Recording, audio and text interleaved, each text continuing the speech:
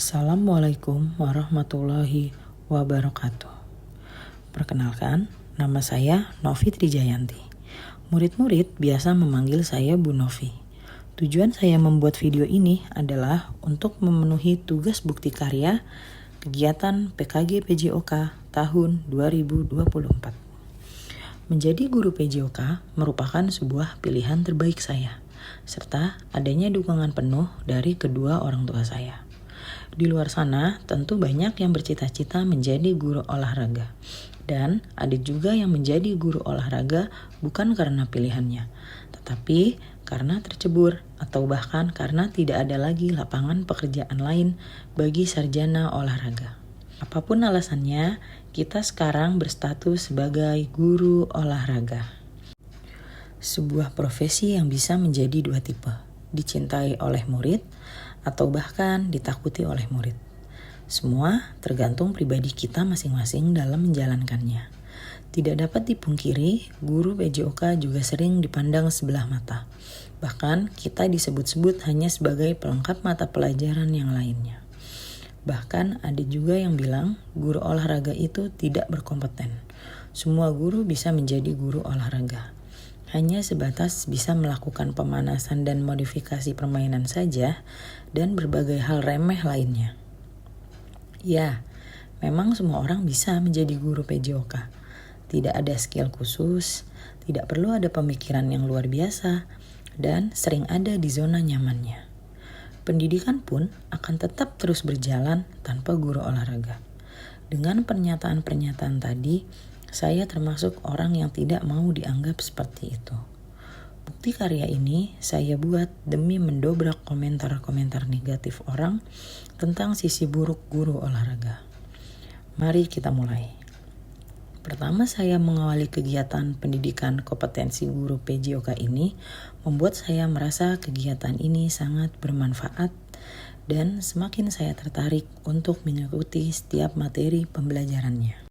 Setiap memulai suatu materi, saya membuat diri saya seperti gelas kosong, mempelajari satu demi satu materi yang sudah disusun sedemikian rupa dengan sistematis.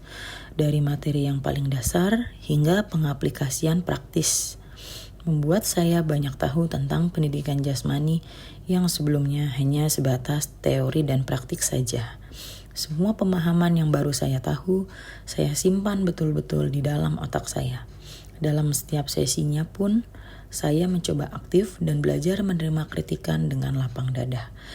Dengan begitu, gelas kosong yang saya bawa akan terisi penuh setelah saya menyelesaikan setiap sesinya.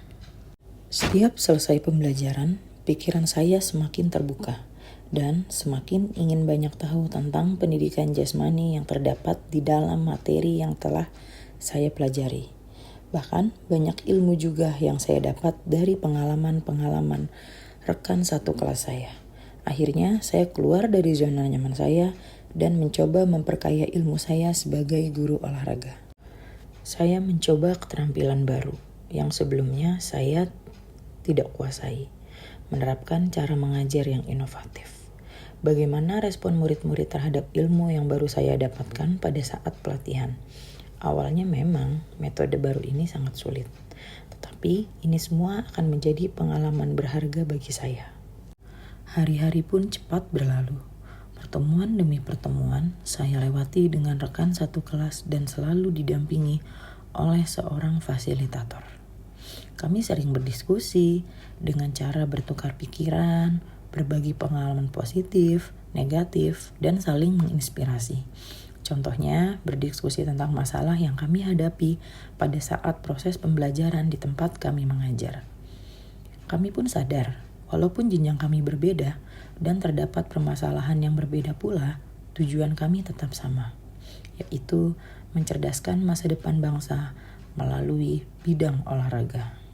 Namun terkadang dalam proses perjalanannya, saya juga sering mengalami kebosanan mengajar. Kebuntuan dalam memecahkan masalah pada peserta didik, kebosanan dengan kegiatan yang itu-itu saja, bahkan lelah dengan masalah yang terkadang susah untuk diselesaikan atau adanya jalan buntu.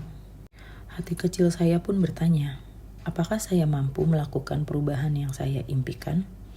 Apakah saya bisa membuktikan impian saya? Dan setiap sesi yang saya lalui membuat saya semakin yakin, semakin ingin mendapatkan ilmu yang terdapat pada semua modul. Dan saya juga ingat satu kalimat bahwa tugas sebagai seorang pendidik bukan hanya mengajar, tetapi juga mendidik, menginspirasi, dan menjadi panutan bagi murid-muridnya. Dalam menjalani prosesnya, saya juga menyadari bahwa setiap jalan buntu yang saya lewati adalah bagian dari proses pengalaman berharga saya untuk menjadi guru olahraga yang akan membuat saya tumbuh dan berkembang. Pengalaman yang saya dapatkan dari program ini membuat saya yakin untuk maju.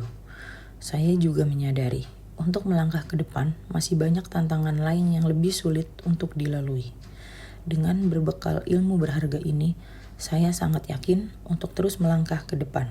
Apalagi dengan dukungan teman-teman suportif yang sekarang ada di sekitar saya.